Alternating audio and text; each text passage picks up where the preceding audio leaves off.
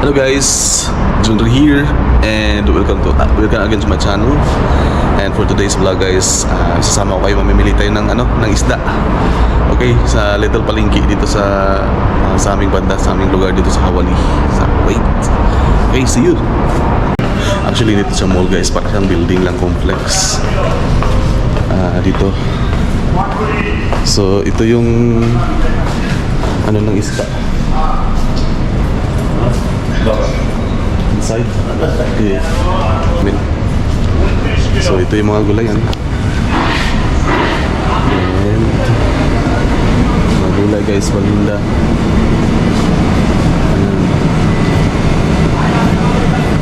Ito. Yeah. Tsaka mga butas. So siguro ang bibilhin ko ngayon is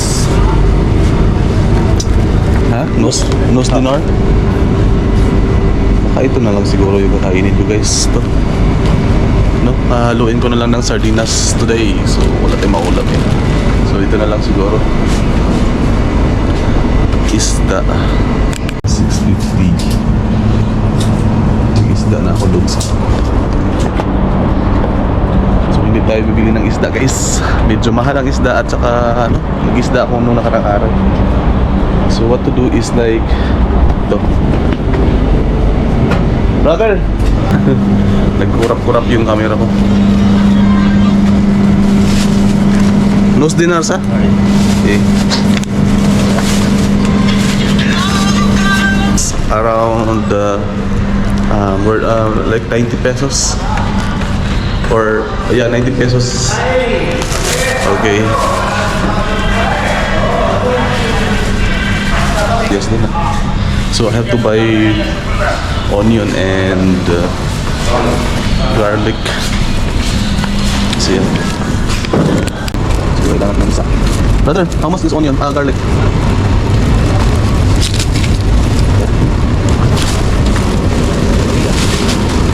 How much is one, brother?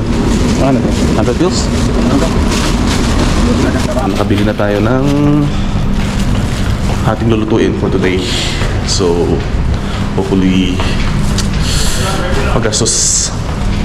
So sa ngayon kasi nagmamahal na rin yung mga bilihin dito gawa nung sa taxes na yung tariff na ng US, diba? Pakituan din kami dito guys. So yan. So ngayon guys, ipapakita ko pa sa inyo kung ano yung distance ng pinamilhan kong mga goods or ng mga vegetables sa bahay ko. So ito lang yung bahay ko guys. Yan, kita nyo yan, yung building na yan. Yan ang bahay ko. At ito yung building na pinamilihan ko ng vegetables. Minsan putas doon ako mamimili. So malapit lang, di ba? So mga 5 minutes walk galing sa bahay or galing sa tinitirahan kong bahay. Tawid lang ako ng kalsada. At ito yun guys, mga groceries ko, hindi dito. So yan. Hindi dito ako bibili ng groceries. Siyempre, kailangan kong sumakay pa ng bus or di kaya maglalakad ako malayo pa ng konti, siguro mga 20 minutes walk. Kasi po, hindi siya kompleto dito sa konti lang, mga fruits lang ang available or may mga mini bakala or mga mini groceries pero medyo maigi. So gamitin natin yung strainer para gamitin ito para hindi siya hindi magano yung tubig sa loob. So ito yun, and sasala natin ito sa isang strainer. Ito na. And this is the closer look. Yan. Para naman kain natin guys. Okay. So see you around.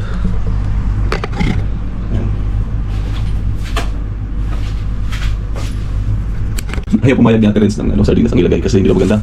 So, ang nangyari, may manok pa siya. So, ito, lagyan natin ng manok. Chicken breasts. So, hiwa-hiwa ko na siya ng maliit-liit. Frozen pa siya. Matigas. Okay, sige. So, ilagay natin siya sa isang plato. Yan. Tigas pa. Hiwa siya. Tigas. Ito kasi mas maganda to. These are the main ingredients guys, the mixed vegetables. This is mixed with eggplant, bitter gourd, and long string beans, and ito okra. and kalabasa, which is squash, no? Squash ba yung kalabasa? So yan guys, and we have chicken breasts. Hiniwa-hiwa ko na siya ng maliit guys. And we have this one, onion and garlic. So olive oil lang ating gamitin mantika nito guys para hindi tayo maging masamitin. So olive oil. Okay, so see you around. Turkey breast na to or ano, basta ano, panglulutuin daw sabi natin. Ubusin ko tayo. Or hindi. Slice. Okay, so i-slice natin guys. Ako lang mo lang. Tikas pa yun. Kaya agad rin sila. Tigas. Kasi nakalagay sa gas. Hindi lang pinapa. Pinakain na siya. Hindi. Mura lang mo dyan sa Okay, na meron po. So guys, these are the main ingredients for today's video guys. We have vegetables, mixed vegetables. These are the main ingredients for our vegetables, which is chicken. Halo siya sa vegetables. We have onions, garlic, and tomato. And then this one guys, pipituhin natin ay yung turkey ham. Ito yung turkey ham dito guys. Yan, parami dito. So pipituhin siya natin sa friends. Yung dito pa. Say hi.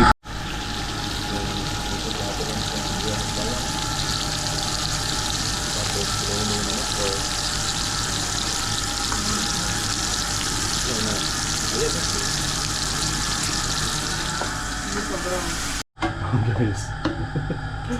Yan na guys, luto na siya. So ito na yung low.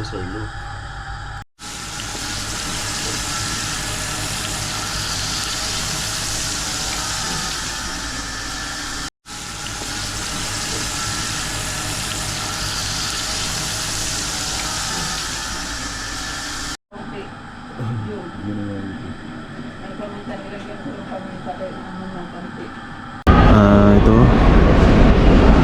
Ito yung niluluto ko kanina kasama si Ate Renz. So di na ako magre-record habang kumakain guys kasi para mabago naman yung vlog ko. Okay, see you around, bye.